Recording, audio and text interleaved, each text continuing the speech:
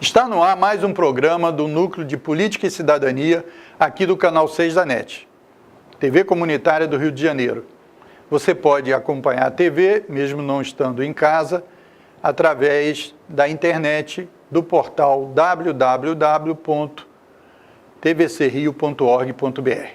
Hoje nós temos a grata satisfação de receber aqui o professor e advogado Paulo Renato Fernandes da Silva, que coordena o curso de pós-graduação na Universidade Cândido Mendes e acaba de ser indicado para coordenar uma comissão sobre o direito cooperativo na instituição jurídica mais antiga do Brasil, quiçá da América do Sul, que é o Instituto dos Advogados Brasileiros, o IAB. Paulo, muito obrigado por você ter aceito aí o convite para a gente trocar uma bola. Eu agradeço, obrigado. E eu queria saber o seguinte, por que o IAB montou essa comissão? Se ela já existia, se ela é nova, se ela está estreando? Bom, boa noite. Na verdade, essa comissão foi criada pela nova gestão que assumiu agora o IAB, em abril. A presidente Rita Cortez decidiu criar a Comissão de Direito Cooperativo, que não havia na instituição ainda, com o propósito de difundir o direito cooperativo. Você sabe que o direito cooperativo ele viveu durante muito tempo uma espécie de ostracismo jurídico, né? Então, nas próprias universidades, nas grades curriculares, ainda você não tem o direito cooperativo figurando autonomamente, né? Então, sempre se viu o direito cooperativo como alguma coisa assim que meio que dissolvida, meio esparsa, diluída nos demais ramos do direito. Então, direito tributário tinha uma parte lá ligada ao cooperativismo, direito do trabalho também tem lá um artigo da CLT que trata disso. Então, o direito cooperativo sempre foi tratado dessa forma.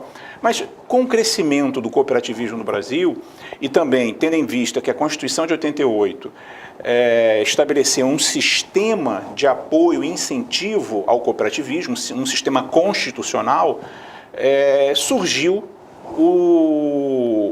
esse ramo específico, que é o ramo do direito cooperativo, ou seja, os autores começaram a trabalhar essa ideia da construção de um ramo próprio da ciência jurídica e que finalmente foi reconhecido então pelo IAB de maneira inusitada, a Comissão de Direito Cooperativo, a primeira do Instituto. Então, e quais são as primeiras movimentações sua como coordenador, presidente? Qual é o cargo? Presidente da comissão. Presidente da comissão. Então, quais são as primeiras medidas que você vai tomar ou já tomou relativo a isso? Bom, nós iniciamos, a comissão foi instalada tem mais ou menos 15 dias, mas nós já começamos os trabalhos, já temos uma pauta bem cheia de atividades. Aprovamos na semana passada no plenário do IAB 2 indicações de matérias, uma delas referente a um projeto de lei. O IAB também tem esse foco, né? O IAB, na verdade, ele é uma academia do direito, né? Ele tem por missão discutir o direito, auxiliar a sociedade na discussão do direito, enfatizar a democracia, né? Então, dentro desse aspecto, nós apresentamos uma indicação para que a nossa comissão, um dos membros, seja o relator de um projeto de lei que visa regulamentar a tributação do ato cooperativo. Porque a Constituição diz que o ato cooperativo ele deve sofrer um tratamento adequado. Só que o que é o adequado? A lei que regulamentaria isso, a lei complementar, não vê o mundo jurídico ainda, né? Então se discute o que é o ato cooperativo adequado, a fim de privilegiar, de incentivar o cooperativismo, né? Então nós apresentamos uma indicação de projeto de lei, essa indicação foi aprovada em plenário do IAB e nós já despachamos para o relator, que vai então elaborar um relatório e, eventualmente, uma proposta de regulamentação. Como a gente caracterizaria para o nosso telespectador o ato cooperativo? É o ato de se unir para montar uma cooperativa? É o ato de uma cooperativa negociar? O que vocês, juristas, caracterizariam ou estão caracterizando o ato cooperativo, para a gente entender melhor?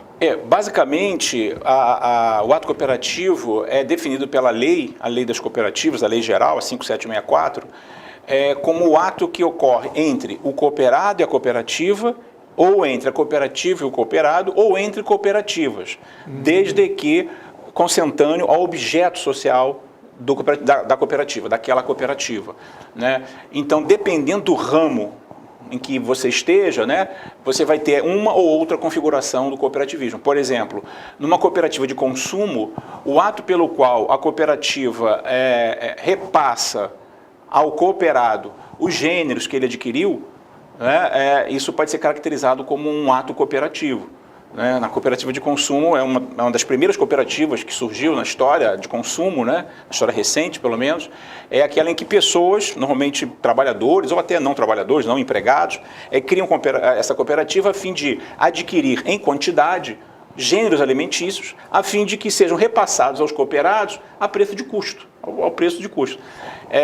Como se fosse mais ou menos um condomínio, né? Quer dizer, exato. A despesa do condomínio é repassada para que todo mundo pague. E é como se fosse uma cooperativa, você, para gastar menos, você usar o comércio que o atacado vende mais barato. Exatamente, exatamente. Esse é um ramo muito, muito profícuo do cooperativismo.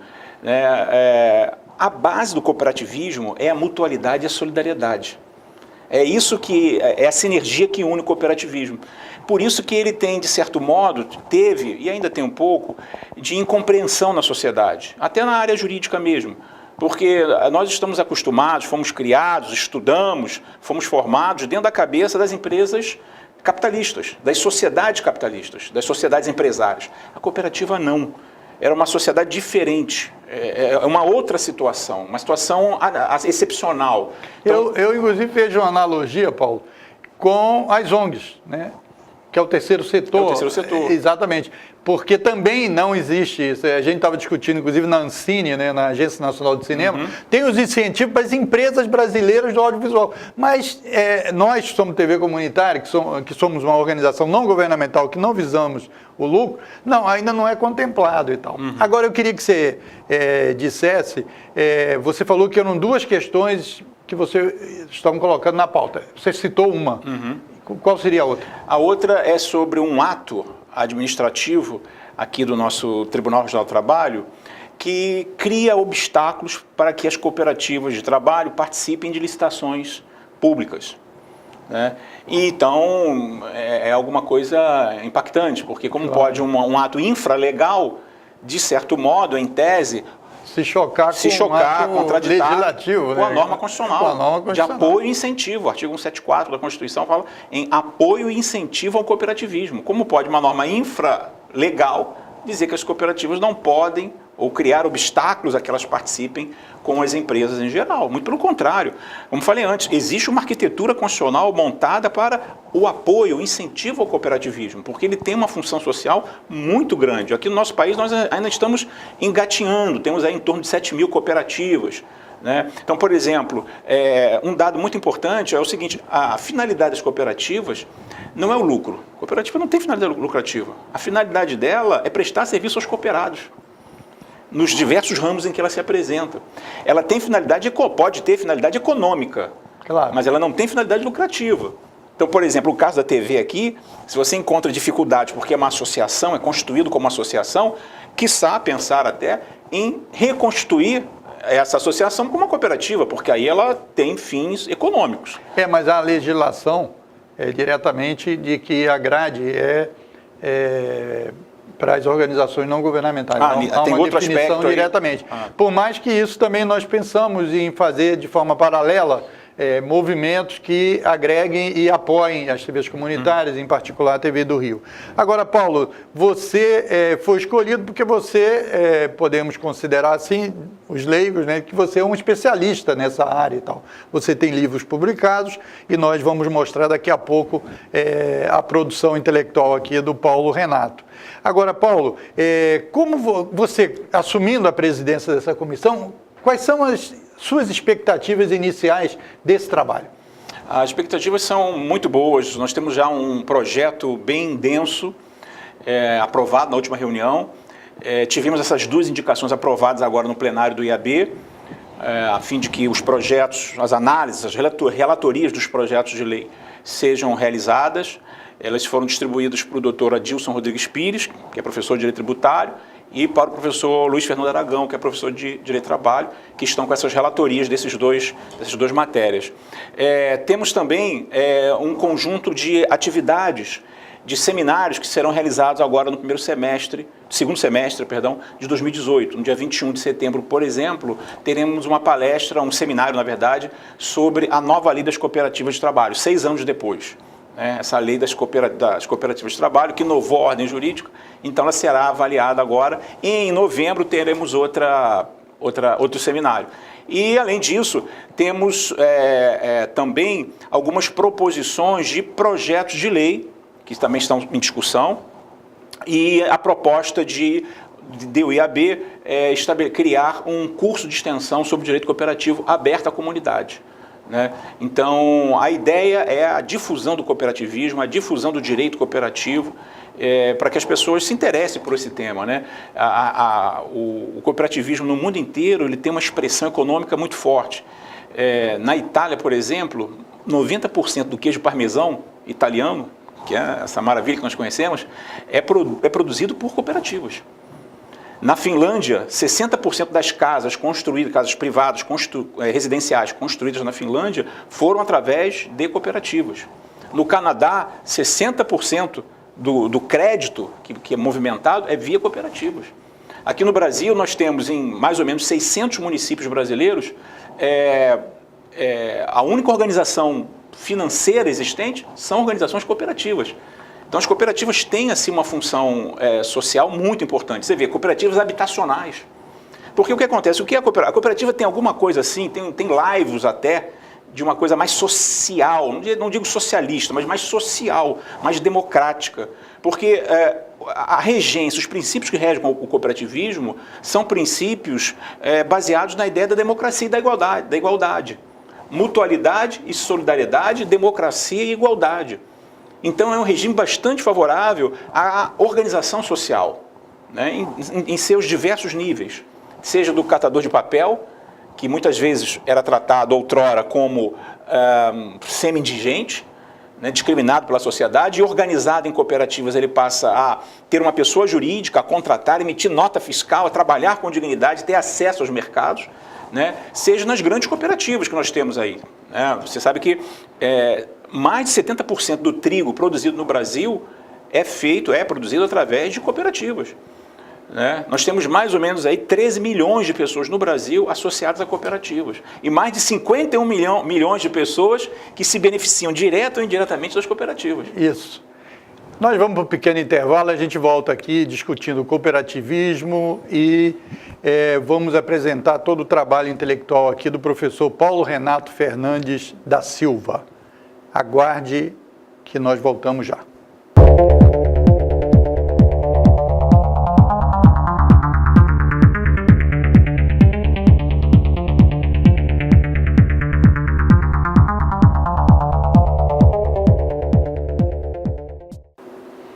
Estamos de volta com o programa do Núcleo de Política e Cidadania, hoje debatendo a questão do cooperativismo com o professor e advogado Paulo Renato Fernandes da Silva, que coordena o curso de pós-graduação da Universidade Cândido Mendes e diversas outras instituições. Ele também participa, como está agora assumindo a presidência da Comissão do Direito Cooperativo do IAB. Você pode nos acompanhar, você sabe, no portal que está aí no rodapé aí da TV, tvcrio.org.br. Paulo, você estava falando de vários segmentos do cooperativismo, a importância no PIB dos países e no Brasil e tal. Quais são, cita outros ramos do cooperativismo. Não, antes disso, eu queria que você falasse um pouco da diferença entre uma cooperativa e empresa, porque nós temos as empresas e a cooperativa. Muita gente não consegue perceber rapidamente, obviamente, qual é a diferença básica entre uma empresa e uma cooperativa. Bom, importante destacar é que ambas são pessoas jurídicas. Sim. Ambas são pessoas jurídicas. A diferença básica entre elas, é o fato de que a empresa tem finalidade lucrativa e tem dono. Então, a cooperativa ao contrário. A cooperativa não tem finalidade lucrativa e tem donos. Isso. Então, a democracia é um dos princípios universais do cooperativismo. A democracia é societária, porque enquanto na empresa privada, na empresa, por exemplo, numa sociedade empresarial, numa limitada, né, mais de 90% das nossas empresas são organizadas dentro da sociedade limitada, que é de mais fácil gerenciamento e tudo mais. Então, nas empresas, quem manda são os sócios que são tem o capital, detentores da maior parte do capital. Na cooperativa, não. Na cooperativa, um dos princípios da cooperativa é o princípio democrático. A cada cabeça, um voto. Isso. Então, aí entra a figura da Assembleia, Exatamente. Que é uma coisa importante. Soberana. Exatamente. E na Assembleia, há um princípio de direito cooperativo, que é o princípio da singularidade de voto. Eu posso ter 30% dos votos do capital social da cooperativa. Mas não tem 30% dos votos. Exatamente. Eu tenho um voto. Aquele cooperado que tem um voto vai votar e o voto dele vai ter o mesmo peso do meu. Então isso quebra com a espécie de ditadura do capital, digamos assim. Porque se o cara tivesse 50%, o cara tem 50,5% do capital, era uma empresa, não precisaria de ter, não seria uma cooperativa. E mais, a cooperativa não tem finalidade lucrativa. Ela tem finalidade de prestar serviço aos cooperados, viabilizando a atividade deles na sociedade. E a diferença entre a arrecadação e a despesa é para o objetivo da cooperativa ou para a distribuição entre os cooperados? Em razão e de acordo com a contribuição de cada um para o alcance do objeto social. Quem trabalhou muito nesse objeto social vai receber muito. Quem trabalhou pouco, proporcionalmente, e assim vai. Diferentemente da empresa. Na empresa, os lucros são apropriados pelos sócios. Então tem a mais-valia, tem aquela coisa toda. Na cooperativa não. A cooperativa, os cooperados recebem sem mais-valia, diretamente a cooperativa não ganha nada, são feitos apenas descontos legais para a manutenção da cooperativa, mas ela não tem lucro, não tem mais-valia sobre o trabalho realizado, no caso de uma cooperativa de trabalho. Então a diferença básica, as diferenças são essas. Agora, você comentou aí numa das primeiras respostas sua, que havia uma certa discriminação, um certo olhar diferente das cooperativas, do que deixavam elas meio à margem de vários outros processos econômicos. E, portanto, o IAB assumindo esse debate, isso é importante, inclusive, para influenciar na compreensão dos juízes, por exemplo, porque em várias decisões judiciais, as cooperativas, às vezes, é vista como esse olhar diferente. Exato. Na verdade, foi introduzido na CLT, alguns anos atrás, na verdade, já algumas décadas atrás, um dispositivozinho dizendo, no artigo 442, parágrafo único, dizendo que não há vínculo de emprego entre a cooperativa e o cooperado, ou o cooperado e os tomadores de serviço da cooperativa, no caso de cooperativa que presta serviços terceirizados. Então, isso gerou um efeito assim muito, muito ruim. Por quê? Porque, embora a norma apenas reproduzisse o que a lei das cooperativas já previa, a lei das cooperativas, no artigo 90, 91, ele já prevê essa inexistência de vínculo de emprego. Embora isso já existisse, com a inserção desse dispositivo dentro da CLT, gerou uma sensação, não só uma sensação, gerou uma ambiência negocial, empresarial, onde muitos empregadores, alguns empregadores, passaram a demitir seus empregados e recontratá-los via cooperativa.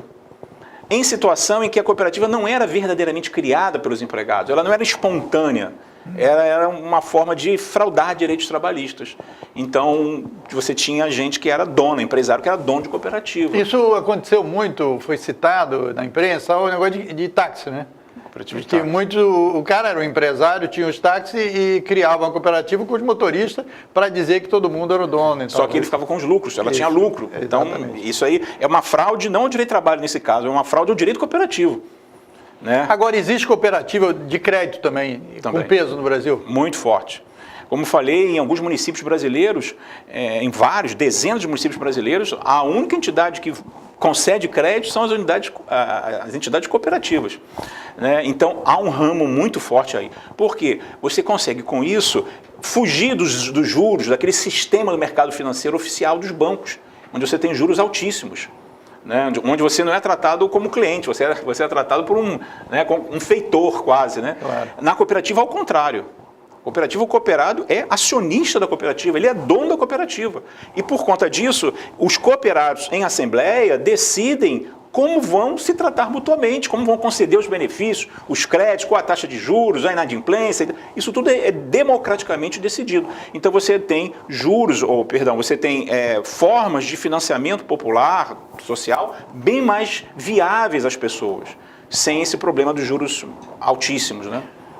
Esse tema é um tema muito importante, muito amplo para o debate, obviamente que nós vamos trazer o professor aqui outras vezes, mas nós queríamos aqui, próximo do encerramento da entrevista, falar um pouco da produção intelectual, e eu acho que isso também deve ter influenciado lá a Rita Cortez, para a presidente do IAB, de galgar o Paulo Renato Fernandes da Silva como presidente da Comissão do Direito Cooperativo do IAB. Uma instituição, como eu disse lá no início, a mais antiga do Brasil.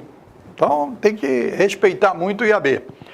Paulo Renato, olha aqui, produziu esse livro, certo? Cooperativas de Trabalho, Terceirização de Serviços e Direito do Trabalho. E ele vai, em 2 minutos e pouquinho e tal, antes do encerramento, falar um pouco por que o pessoal ligado à cooperativa ou que queira adentrar o cooperativismo, deve adquirir, que está aqui nas melhores livrarias, ou em todas as livrarias, na internet e tal, você pode adquirir o livro do professor Paulo Renato. Diga aí, Paulo. Bom, esse livro já está na 4ª edição, já terminando, indo para a 5ª edição, né? É realmente um livro, modéstia à parte, um sucesso, né? Um sucesso de bilheteria. De bilheteria. Mas por conta do fato de que, na verdade, aí nós fazemos uma interpretação interdisciplinar do cooperativismo, do direito constitucional e do direito do trabalho, né? Então, a abordagem é realmente diferenciada, inovadora.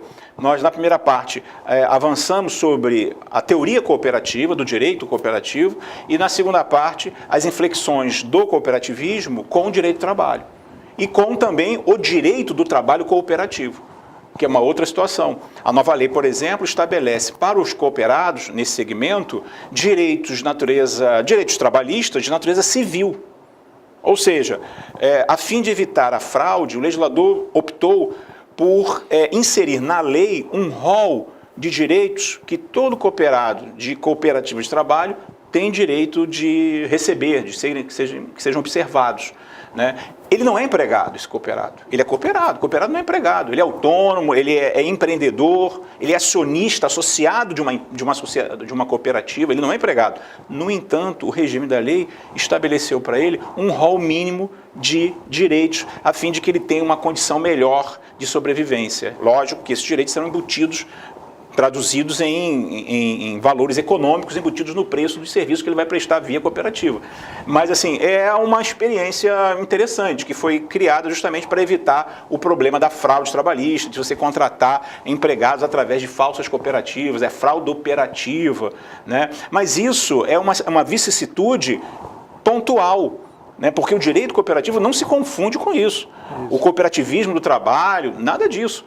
Se confunde com a fraude. Fraude você tem em qualquer ramo, né? Ramo direito civil, direito empresarial, claro. Isso aí é a maneira pela qual você vai instrumentalizar o que a sociedade, o que a lei te dá. Isso que não confunde, então, com a nobreza, com a importância e relevância do direito cooperativo para a sociedade. E como falei, nós no Brasil ainda temos muito a crescer, muito a desenvolver. Para você ter uma ideia, nos Estados Unidos, mais de 250 milhões de pessoas são associados a algum tipo de cooperativa. Nós aqui no Brasil também, muita gente, sem saber até, participa ou se beneficia direto ou indiretamente do cooperativismo. Por exemplo, algo em torno de 40% das pessoas que têm planos de saúde, esses planos são fornecidos por cooperativas. Grandes, médios, pequenos, mas por cooperativas. Então, os números... Uma das mais conhecidas é a Unimed. Exato, um caso de sucesso. Um caso de sucesso. Né? Então, a organização cooperativa pode gerar situações alvissareiras como essa, né? Então você tem cooperativas, a possibilidade de organização da sociedade em cooperativas pode representar um meio, sim, de acesso aos mercados, um meio de acesso ao trabalho digno até. Paulo, muito obrigado, foi muito interessante. O prazer foi meu. Contar obrigado. Aqui com o professor Paulo Renato Fernandes da Silva, advogado que está assumindo a presidência da comissão recém-criada do IAB do Direito Cooperativo. Eu queria agradecer a sua audiência, a sua paciência de acompanhar aqui mais um programa do Núcleo de Política e Cidadania, aqui do Canal 6 da NET, TV Comunitária do Rio. E dizer para você mais uma vez que você pode nos acompanhar, mesmo não estando de frente da sua televisão, da sua assinatura aí, da NET, através do portal na internet, www.tvcrio.org.br. E também saber da TV Comunitária através das redes sociais, do Facebook, acompanhar os programas mais antigos no YouTube e também no Instagram. Obrigado e até um próximo Núcleo de Política e Cidadania.